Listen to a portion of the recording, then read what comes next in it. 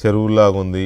ఇలాంటి వీడియోలతో ఫోటోలతో వైఎస్ఆర్ కాంగ్రెస్ పార్టీ సోషల్ మీడియాలో విపరీతంగా ప్రచారం చేస్తోంది. ఇందులో నిజమెంత?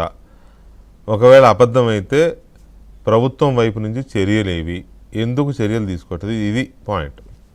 ముందుగా శిరీష, ఇప్పుడు అమరావతి ప్రాంతం ఎంత లోతు నీళ్లున్నాయి? మనుషులు నడిచే పరిస్థితి ఉందా? అసలు ఈదుకుంటూ వెళ్తున్నారా, లేకపోతే ఊర్లో వెళ్ళిపెట్టి వెళ్ళిపోయారా?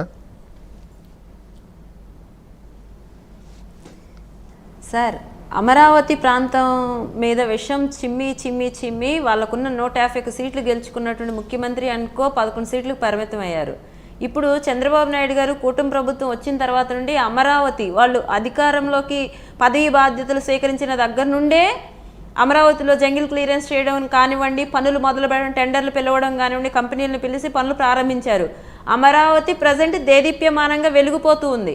ఇక వర్షం అంటారా, వారం రోజుల నుండి ఎడతెరిపి లేకుండా వర్షాలు కురుస్తూ ఉన్నాయి. ఇంకా నేను చెప్పాలంటే పెద్ద పెద్ద సిటీస్, ఏది హైదరాబాద్ కానివ్వండి, బెంగళూరు కానీ అలాంటి సిటీస్లో నీళ్లల్లో వెహికల్స్ వెళ్తున్నట్టు మనం చూస్తున్నాం. కానీ ఎవరైతే అమరావతిలో నీళ్లు నిలిచిపోయినాయి, మొత్తం మునిగిపోయిందని చెప్పారో అదే అమరావతిలో కోర్ క్యాపిటల్లోని సీడ్ క్యాపిటల్లో ఉన్నటువంటి రాయపూడి గ్రామం ఏదైతే ఐకానిక్ టవర్ మునిగిపోయిందని చెప్పి విష ప్రచారం చేస్తున్నారో ఆ ఐకానిక్ టవర్ దగ్గర నుండి నేను ఉన్న దగ్గరకు ఒక 300 మీటర్లు మాత్రమే ఉంటుంది దూరం. అక్కడ నుండి నేను వచ్చాను, ఏది నా కాళ్ళతో నేనే వచ్చాను. ఇంటి ముందు కారు ఎక్కి వచ్చాను, 2 వీలర్స్ వెళ్తున్నాయి. మనుషులు చక్కగా కనీసం పాదం కూడా మునిగిపోయేంత నీరు కూడా లేనటువంటి ప్రాంతాన్ని సీడీ యాక్సెస్ రోడ్డు, అదే రోడ్లో వాళ్ళ వైసీపీ వాళ్ళు కూడా అమరావతి ప్రాంతంలో నివాసం ఉంటున్నారు కదా, వాళ్ళు కూడా అదే రోడ్లో తిరుగుతున్నారు. మరి వాళ్ళు ఏమైనా స్పెషల్గా ఈతలు ఏమైనా కొట్టుకుంటూ వస్తున్నారేమో. మరి ఆయన ఎవరండి, అమరావతి ప్రాంతంలో ఐకానిక్ టవర్ కూడా మునిగిపోయిందని చెప్తున్నారు. ఐకానిక్ టవర్కి మా ఇంటికి 300 మీటర్ల దూరం అండి. 300 మీటర్ల దూరం నుండి నేను అక్కడి నుండి ఇప్పుడు ఇక్కడికి వచ్చాను. ఎవరైనా ప్రాంతాలు మునిగిపోతే ఈ విధంగా జర్నీలు చేస్తారా? పోనీ మీరు టీవీల వాళ్ళు మేము మునిగిపోయి ఆర్తనాదాలు చేస్తుంటే మీరు చూస్తూ ఊరుకుంటున్నారా అండి? చూద్దాం.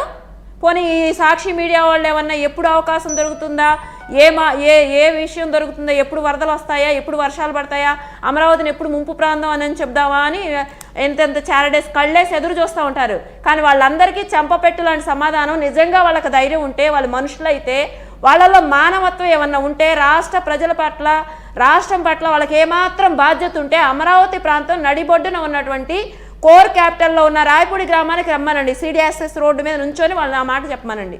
ఇకపోతే గతంలో కేతిరెడ్డి అనే అతను, ఆయనకి గుడ్ మార్నింగ్ స్టార్ ఏదో పేరుంది కదా, కబ్జాల కింగ్, ఆయన పొద్దున్నే మార్నింగ్ వాక్ అని చెప్పి బయలుదేరి ప్రజలందరినీ పలకరిస్తున్నాడు, పరామర్శిస్తున్నారని జనం అందరూ భ్రమించారు కదా సార్. అతను ఏమన్నాడు, అమరావతి క్వాంటమ్ వ్యాలీ కాదు ఆక్వా వ్యాలీ చేస్తాం, మేము వస్తే ఫిషెస్ ఎంత చిన్న ఫిషెస్ వదులుతాము అని చెప్పాడు. అంటే వాళ్ళ యొక్క పరిపాలన విధానము ఏ స్థాయిలో దిగజారిపోయి ఉంటుంది అనేది దీనికి నిదర్శనం అర్థం పడుతుంది. ఎందుకంటే వాళ్ళకి మటన్ షాపులు అంటే